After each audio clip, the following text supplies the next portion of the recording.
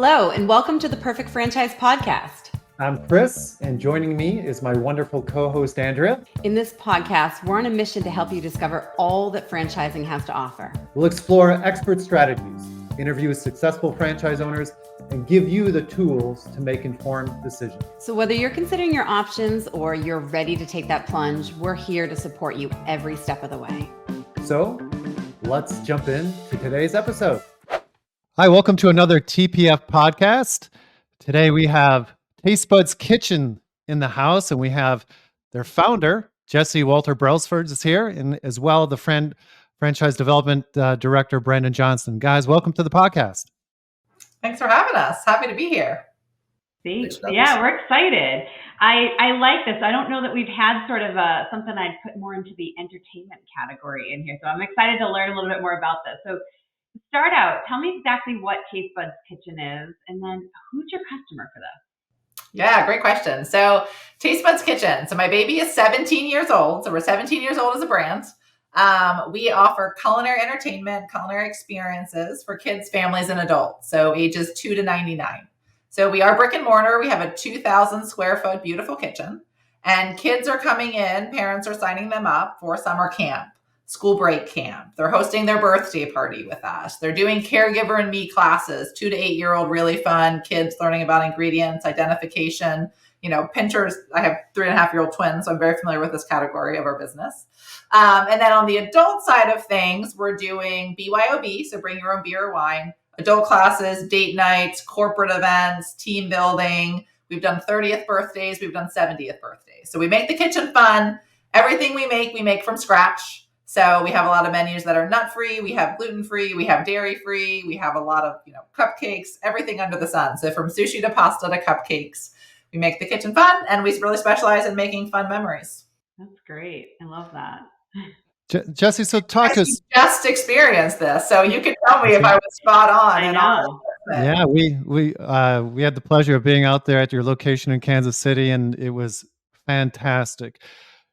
It's not what everybody expects. So, you got to take us all the way back to the beginning. How did you get this idea? How did it start? And how did it go from where it was to where it is today? Because that's a great story. Yeah, thanks. So, all right. So I'm 43. So 43 years ago, I was born in Maryland, but I have 23 first cousins, right? So I was always around kids. I'm the third oldest of the group. And I was always baking. I was always in the kitchen. I was in my mom's garden. I would sell the vegetables that she grew house to house in my community to try to make a quarter. So again, always a baker, always with kids, always trying to make money, an entrepreneur. So all these things melded into Taste Buds Kitchen.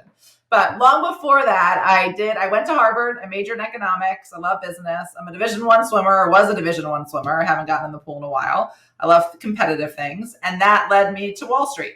So I worked in New York City in finance for 7 years before I did this, kind of chasing the dollars and cents, working with people between the ages of 20 and 40, always wearing a suit. I loved what I did. I really did enjoy it, but I was kind of in my lane and had become very good at what I was doing, but I missed being around kids, being around families, and being in the kitchen. So that led me to start baking classes for kids as a hobby, never thinking it would be a business, never thinking it'd be a franchise. This was circa 2007. And people loved it in New York City. They wanted more. They wanted birthday parties. They wanted summer camps, things I just wasn't able to do on top of my 60 to 80 hour a week job. So that's how it started. And then fast forward a year, kind of the light bulb went off for me. I said, wait, this could be my business. I'd always wanted to own a business. I didn't know what it would be. And this kind of presented itself to me just by doing things that I like to do. So I left Wall Street in 2008, heart of the recession, and jumped in full time. And at that point, I knew we were going to do all ages, not just kids, and all kinds of food, not just sweets. So really, that's when the Taste Buds Kitchen that you know today is born. We used to rent space before we had our own lease. We signed our first lease in 2010. We're still in that space in New York City. It's in Chelsea, 109 West 27th. But before that, we would rent space from restaurants who weren't open for lunch. So in the recession, they were struggling to get by. I would literally knock on their door, give them $75. They would let me use the space for classes. And we had at our peak about 7 restaurants. We were on the Upper East Side, Upper West Side, Tribeca, doing the classes. And then in 2010, we signed our lease in Chelsea, still there. We now have 2 kitchens. We have the whole 5,000 square foot facility.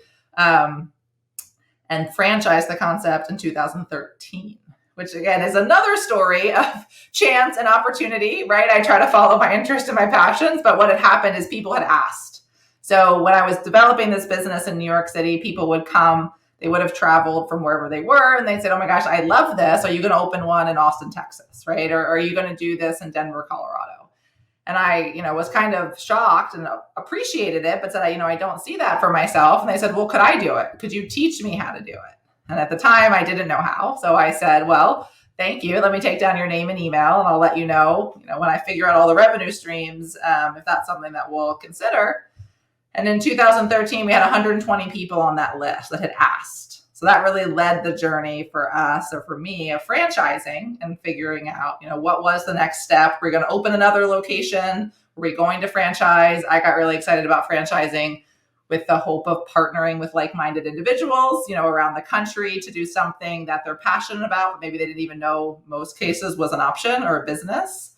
And I partnered with my husband to do that, which has been great because he is an architect. He has commercial real estate experience. So he's helping all of our locations with site selection and build out. We're currently 100% female owned. I know that won't always be the case, but every ownership group has a female in it. And a lot of times they have not been through commercial real estate before. So he's a really great resource. So that was a lot on me, but that was kind of how the story came to be. And that was 10 years ago. And we grew slow and steady. So we opened 1 to 2 franchises a year in the beginning. Just if someone inquired, they had to find us online, right? If you Google and you found us, we liked you as an owner, we liked your market, you had the capital to make it happen, then we would award a franchise. And then just this year, 2024, so now it's kind of 10 years into franchising, our first franchisee is about to renew in a month, which is really exciting, reaching her 10-year milestone. Now we're really ready to grow. So it's really, really fun to spread the word about Taste Buds Kitchen and find even more like-minded individuals around the country. I love that. So Jessi, you mentioned you have adult classes, you have kids classes, you're doing different types of food, not just baking. Help us understand that. And what does it look like? Is there a recurring revenue piece where people coming in constantly, like every week for a different class, or people are signing up for specific events? Yeah, great question. So it's a high margin business, meaning we're service based, obviously, but a lot of it is you book one event and you come, right? So whether you're booking a corporate event or a kid's birthday party or a few weeks of summer camp, you're coming to experience what we offer. Now, people come all the time, right? So I love it when people come every quarter, but you're coming at different parts of the business, which is so cool. So you may be bringing, your 6-year-old to a Saturday morning class. You may then be doing a corporate team building with your team next month. And then maybe you come with your spouse or college roommate to an adult class. And then maybe you're coming in for, your mom's 60th birthday party. So you're kind of balancing it and hitting all of our revenue streams, very kind of life cycle, because we do work with ages 2 to 99. We do have series, so you can join us every Tuesday after school, like for an a kids cooking class. So we do find that can be really popular. We have 1 hour for the little kids, 2 hours for the older kids. But our bread and butter are these really special experiences that people like. And because you can always pick a different menu, then we do have people coming, on repeat. Most of our franchisees, it's all very community based, right? They really want to be members of their community. They really want to give back, and they know their clients by name, right? We call them loyals. We'll know our loyal clients who are coming to enjoy what we offer. Excellent. Brandon, if you don't mind me getting you into the mix here, who are you guys looking for as a franchisee? Who makes a good franchisee? What skills do they have to be in love with food and have, garden, sold vegetables like Jessi here when they were little kids? Or who's that profile? Yeah, that's a great question, Kris, and appreciate you asking that. One thing just to kind of start off, it's actually pretty strange, but none of our franchisees actually have trained culinary experience. So that's not a requirement to kind of get started within our business. From the past franchisees that have been awarded this year, I'm seeing a certain type of avatar or profile of customers. Typically, it's usually husband-wife teams. We also do have a mother-in-law and a daughter-in-law team as well. But usually what I'm seeing is people that are exiting corporate America. Most of the time, they do have children too, both young and old, whether they're very young toddlers like Jessi and I. They've also got teenagers or even grown kids as well. But somebody that can kind of relate to the brand. We are not exclusively a children's culinary franchise business. It's both for kids and adults. So I want to make sure that's kind of well known for everybody too. But Yeah, I think people that are exiting corporate America, somebody that's got a good financial business acumen, somebody that wants to be a pillar in their community, a good brand ambassador that wants to spread the good word, very good with networking too. And I think we just have people from all different walks of backgrounds. So it's really, I don't think there's any like ideal candidate, but I'm saying just somebody that actually likes to be around the kitchen space. I think that is a must for us too. Yeah. If I can follow up on that. So, and I'll do a terrible job of painting a picture here for our listeners or watchers, but it's a beautiful space. It's got the commercial kitchen part of it, but the rest of it where you're actually doing the cooking and drinking your wine, it's really pretty and fun. Um, who are the franchisees hiring? So you said that your franchisees don't have, you know, technical cooking experience or degrees or culinary. But what about, do they have to hire those people, or who are the people that are actually working for your franchisees? Great question too, Kris. So we do require all of our franchisees to have a general manager in place. So those general managers are going to accompany the franchisee out to their initial operational training. So they're going to get to know the entire business model, the intricacies in and out of TBK. And we would require somebody with that role, that general manager, to have a background, whether it's in the restaurant industry, kitchen, maybe the hospitality, because I think that would be very transferable skills for them, because they're going to be having a lot of different hats that they wear within the business model. But even I would say that was a great way to answer it, Brandon. They still don't need formal culinary training because we've done it, right? We have the recipes. We know how this works. We're masters of timing the class to make sure everything cooks on time, and that, no recipe is going to flop in front of you. The cupcakes are going to rise, right? The chicken's going to cook. So I think, like Brandon said, hospitality background is a plus, because if you've been involved in restaurants, you know the margins, you know the hours. TBK is nothing like that, right? It's a lot better hours, a lot better margins. And if you have that background, you're going to fall very naturally in line with helping to run a Taste Buds Kitchen. And that general manager, you think, a big restaurant, but it's a very intimate role, and they will be your lead instructor. They will teach most of your classes for you. So Jessi, you hit on this a little bit as you're going down that path of, you have the recipes, you have everything mapped out. So give us a little under the hood. What's happening at corporate? Like who's creating these recipes? Do you have people that have a culinary background helping you write out so that's easier for that person if they don't have that culinary background? Yes, definitely. We have Chef Jasmine. So Chef Jasmine in the house, she is our director of culinary entertainment.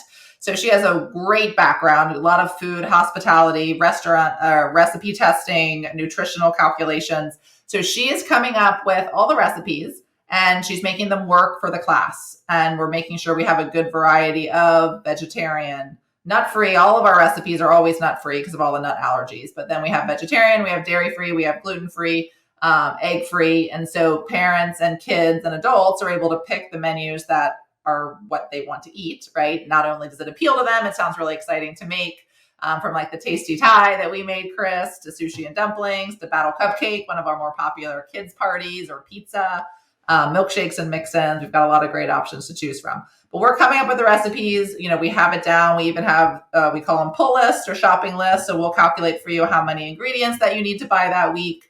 And that's another way it compares to restaurants in a more positive way. We're not guessing. So we know what we're going to need in terms of ingredients. So we're shopping based on what's been purchased ahead of time, because people are signing up in advance for the classes, paying in advance for the classes. We're then making sure we have what we need on hand, and then running a great experience. Great. Excellent. So I want to go back to the general manager, because Andrea, I don't know if you were thinking, I bet you are, when you guys say franchises they're required to hire a general manager, what that means to folks like Andrea and I is that, might this actually be a true semi-absentee franchise opportunity? So is it? If I'm hiring a general manager, can I realistically keep my job while the general manager runs things, and I only maybe put 15 to 20 hours a week into the business? Or even though I have a general manager, do I still need to, quit my job and jump in with both feet? What's the reality here with your opportunity? Yeah, it's a great question. So semi-absentee is a hard word for me. I don't like absentee in my franchisee's mindset. So we want engaged owners, and that's like 100% what has to happen. But the amount of hours is really going to be up to the franchisee and the team they put together, right? I would say either way, plan the first 3 to 6 months after opening. You've got to be there, right? Because you're learning along with your general manager. They're brand new. You're going to get into it, get out of it what you put into it.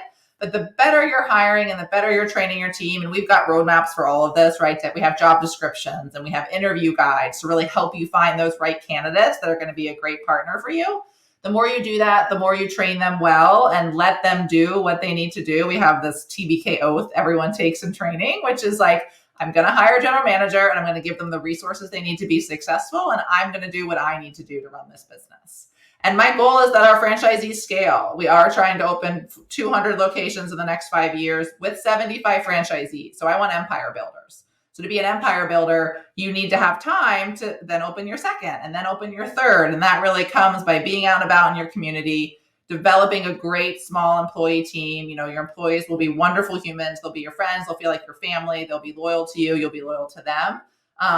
But if you just wanted to do one and keep your job, we don't have anyone currently doing that, but nothing says you can't. You just have to have the right team in place to do that.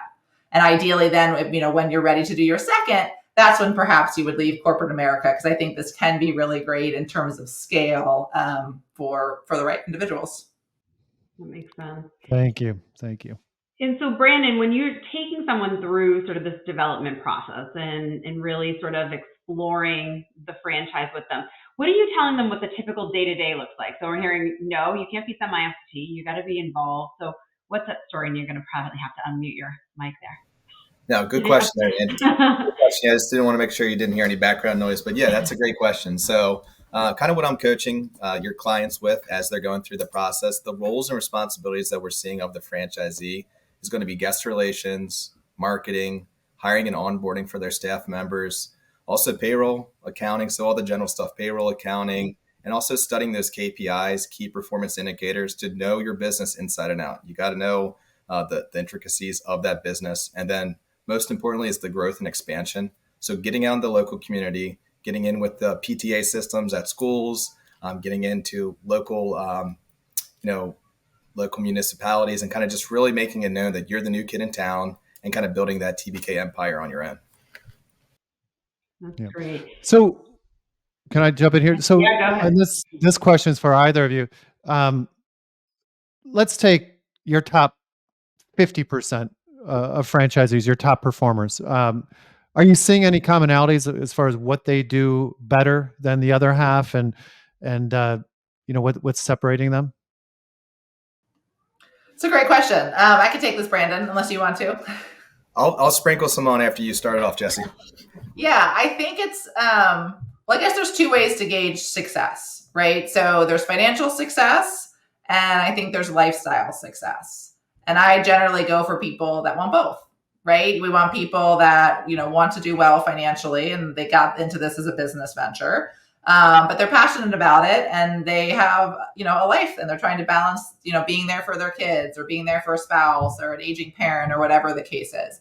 So I think the number one thing that they do is they have a great team. Doesn't have to be a big team, but it's a great team, and they treat them well. And that's essential to any business, right? We're a people business. We're about people. We're about making our guests feel comfortable and happy and creating that twinkle in that memory. And it's also a really fun place to work, right? It's a very different experience than working for a Starbucks or a grocery store, whatever the case may be. So I think that is really important. And for the financial piece, kind of the sales and the profitability, it's engagement, right? We have KPIs. We're going to tell you if you're off course. We're going to tell you if you're on course. You just have to take the advice. You have to take the guidance that we're giving you and make those implementations to succeed. And I think those are really kind of two big things that I see, having someone be more successful than others is, do you know what you want out of this business? Are you willing to build the team to get there? And then are you going to take our advice, and are you going to take our guidance and pull the strings to make your business as successful for you as it can be? Brandon, sprinkle away if you've got others, but those are the things. No, I loved your take on that, Jessi. One thing I just want all the listeners to know too is that, I've been in franchising for a while, and I've never really seen a brand culture like this before within the franchising system with TBK. I just got to witness it firsthand at the TBK Summit about a month ago, to see everybody coming together from all across the U.S. And, they're all entering the room, giving each other hugs, high fives. It's just a really good culture that Jessi has built here at TBK. And you really see it come through, firsthand with the franchisees. And it also comes through during our validation too. We've got a wonderful group of franchisees that want to see the system grow. They share their best practices. And it's just reassuring to kind of see that in a franchise model. That's great. Yeah, thanks, Brandon. So I have a question. It can be for either of you. So Kris joined one of these classes, we said, last week, and he cooked. So how was he as a student? Can you add anything? All of our students are great. He was wonderful. I'm an ideal Taste Buds Kitchen franchisee because I made sure I had a very good team around me. There you go. And my Thai food was excellent. That's all I'll say. But so let me ask you guys, having spent 20 years in franchising, I kind of tend to see everything from a franchising perspective. And I almost think like Taste Buds Kitchen is two franchises in one. So there are franchises out there or other things where there's children's cooking, right? It's only for kids. And so to Brandon's point, Taste Buds Kitchen is not only for kids. But when it comes to the adult part of this, I think it is very much instead of and maybe an improvement upon some of the other experiential franchises like the Sip and Paint, where you have a glass of wine and paint a picture, right? So am I right or wrong to think about it like that?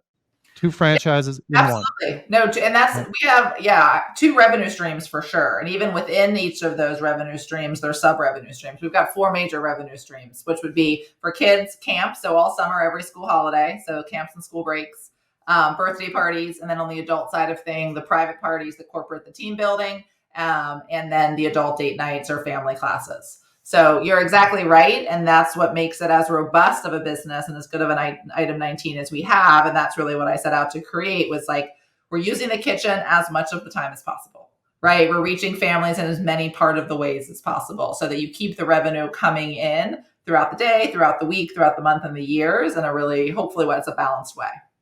Awesome. If I can squeeze in one more question, then Andrea, I'll let you take them home with the rapid fire questions. But, and without getting too in the weeds, I was really impressed when your franchise owner in Kansas City kind of walked us through like how many events there could be, like from a Friday, Saturday, Sunday, when he walked us through how many things he had booked. Can you do a very generic example of that so listeners can really understand how much gets packed in a 2 or 3 day span? Yeah, it can be a lot. And I'm so glad Matt was there and able to share with you. So like a Friday night, you could do an after school birthday party and an adult class in the evening, right? And then on a Saturday, you can do 3 to 5 events. You could do a little kids class in the morning. You could do 2 birthday parties back to back, and then you could do 2 adult classes. So you could have a 5 event day, just literally like, 16 kids in the first one, 15 kids at the birthday party, a 22 person birthday, a 24 person adult class, 20. So you can just stack them up. And then Sunday, typically 3 to 4. So that could be a very busy weekend, but you can pack in an incredible number of people and events in a Taste Buds Kitchen. And then during the week, you have field trips. It's really cute to see a school bus pull up and 30 kindergartners walk into the kitchen, or a corporate event that wants during the day. We're seeing lunchtime corporate events, after school, evening, more adult classes. And then, of course, whenever school's out, which typically is about a third of the days of the year, we're in. And we have camps from 9 in the morning until 4 in the afternoon for ages 4 to 13. That's a lot. That's a lot to pack in. A lot of different ways, and you can kind of customize it based on how you want your schedule to be a little bit too. What events you do. Yes. Mm-hmm. One thing just to add to that too for everybody, the background user interface that the franchisees see too on our website platform is amazing. So what's front facing to the actual consumer. So all of us, if we were to go book a class, we could do an adult date night. Very easy to book that too. And then behind the scenes, that's when we're booking our birthday parties, our corporate events, anything outside of that. Yeah. So it's easy, user friendly. That's great. No, I love that. Great. Well, we always like to sort of wrap up by asking you, Jessi, and these don't have to be about Taste Buds Kitchen. This is more just general advice for our listeners that are looking at buying a franchise. And so these are kind of rapid fire questions. So what's one thing you would tell somebody contemplating becoming a franchisee of any business? One piece of advice I'd give them? Yeah. When they're making the decision? Sure. Okay. Yeah. While I'm making it. 2 and 1. I would say talk to the franchisees, right? They'll give you the story of what things are like, right? What's it like to be a franchisee? different questions you have for them about profitability or about life cycle, about the class, the experience of it would be my advice. And then also talk to the top, right? Talk to the founder, talk to the CEO, talk to the leadership team, because you're going to be working with them very, very closely for 10 years and hopefully a renewal after that. So you really have to like both parties, right? You have to like the founder, the CEO, and you have to really resonate with the franchisees to feel like it's going to be a good fit for you. Yeah, that's great. And I think that's maybe one point before we go to the next question to hit on with Brandon. Like, having you on is great because we don't typically have the developer on. And sometimes that developer is a person that you're helping to learn through that process. But ultimately, the person you end up working with is not Brandon on the other end. It's Jessi, it's you and your team and leadership. So really asking them the hard questions, because they're ultimately your partner, right? And so learning that, I think, is really great. It's a good point. So Jessi, one more question. What is one thing you would tell a new franchisee in their first year of business ownership? I love that. I would say be gritty. Like, get in there and do every job the first time, right? Because you have to learn it, to train on it, to hire the right person to do it. And you really want to understand your business. So that would be my advice, to get in there, tackle it, and then hire as quickly as you can, right? As quickly as you can repay yourself. You want to be doing the highest payoff activity that you yourself can do. And it's probably not going to be the first thing that you do, right? Mopping the floors, whatever the case is, but do it. Do it so you learn how to do it, hire someone to do it, and then move on to the next job. And kind of like so much of Taste Buds Kitchen, and for me, any small business, is having that right team in place, but being somewhere that's in there with them and has done their, will make the first year so rewarding, so challenging, so exciting. And then you have this amazing foundation and you can go on from there to do multiple units, right? And to kind of build the TBK empire or any other empire, not even Taste Buds Kitchen, any business, but having fulfilled every role, at least for a day, an hour, will really give you insight into how this works. Yeah, no, I think that's really great advice. Thank you so much for that. I think this was good. I'm glad that we got a chance to chat today. We haven't really had many entertainment brands, and I think of you as that, because I think a lot of people are looking for those opportunities, right? To really have an experience, and especially now leading into the holidays, I see more and more where people have everything and they're looking for other stuff, and this is really a way, whether it's for the kids, whether it's a family event, whether it's to do with some girlfriends, on a weeknight. I think there's a lot of opportunity here, and people really like that, and it's constantly changing, right? So it's a different meal every time. Menus, seasonal, yeah, absolutely. And I think that's, when people ask us, who are your competitors? To me, it's a very big, it's anything you can do for fun, right? It's not just, the cooking mom and pop or the kids cooking franchise. It's so much bigger than that to me. It's where are you spending your discretionary funds, right? Where are you having your kids' birthdays? Where are you going out to dinner? What are you doing with your company to celebrate, a big event for you guys? So I see the space is very large, and I like being a player in it. And I think we, do a really good job in it. That's great. Well, thanks, Brandon and Jessi. We really appreciate you coming on today. And for those of you listening, if you're considering franchising as a potential path to business ownership, remember, there's no one size fits all for franchise that suits everyone. Even so, there's certainly a franchise out there that's perfect for you. To explore your options and find your perfect match, please visit us at theperfectfranchise.com. By clicking on Let's Talk, you can schedule time to speak with one of the consultants on the Perfect Franchise team. We look forward to connecting with you again on the next episode. Until then, take care.